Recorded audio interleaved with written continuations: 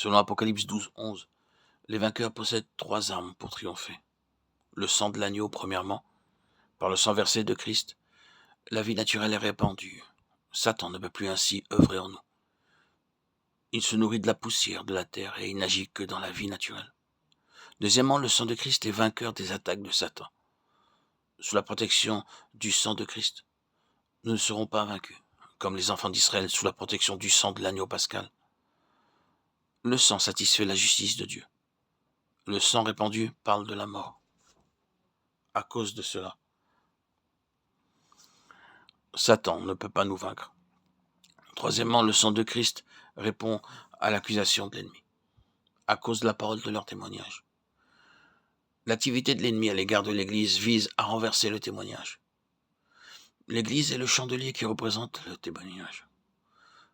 Pour renverser l'Église, Satan doit renverser le témoignage.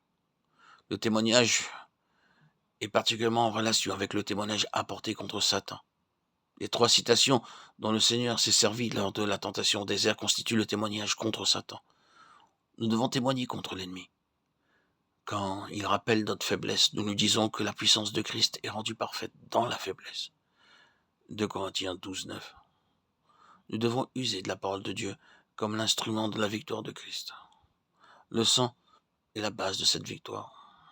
La parole du témoignage, c'est se servir de la parole de Dieu pour manifester la victoire de Christ.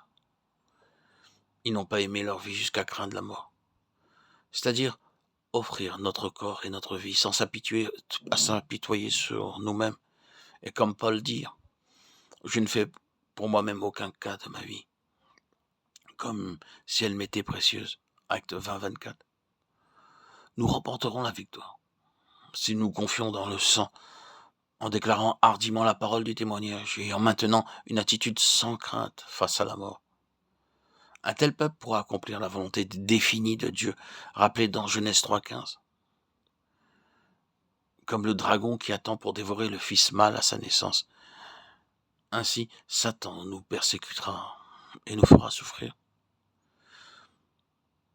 Ces persécutions et ces souffrances contribuent à faire de nous le fils mâle, qui sera le premier enlevé. Le premier enlèvement n'est pas seulement une bénédiction, il entraîne aussi une responsabilité.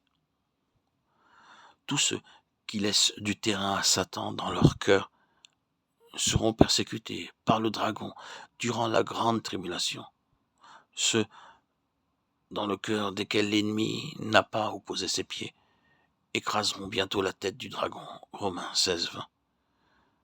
Parce que le serpent a causé du tort à la femme, Dieu se sert de sa postérité pour défaire le serpent. Dieu n'intervient pas directement pour défaire le serpent, mais il appelle les vainqueurs pour ce grand dessein. Puissions-nous être parmi les rangs des vainqueurs.